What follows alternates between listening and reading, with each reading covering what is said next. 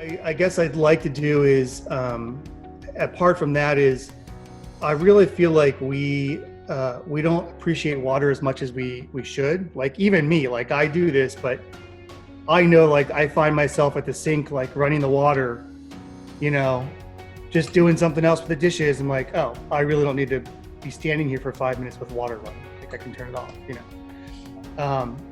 But just having people be more water conscious is one thing, but also having people who want to actually take advantage of the rain that we get here in Southern Arizona or wherever they live, right? I mean, we get a ton of rain, and most people they just watch it go down the street, down the gutter, and they don't realize the value of what just ran off their property.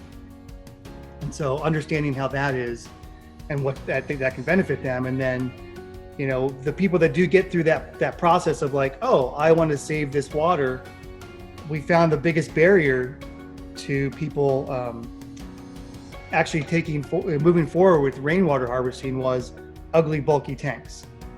Number one thing, like when I mentioned that lean process before about trying to figure out what the real problem we were trying to solve, initially the problem was, oh, we're solving drought, or we're solving, you know, the water crisis, or all this stuff, right?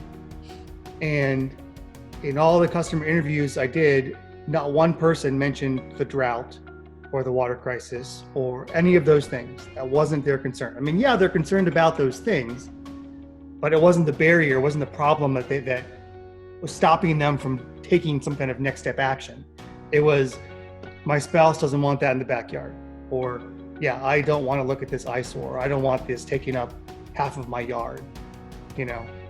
So that's kind of trying to figure out a way of getting more people to do rainwater harvesting is kind of also part of the push of this.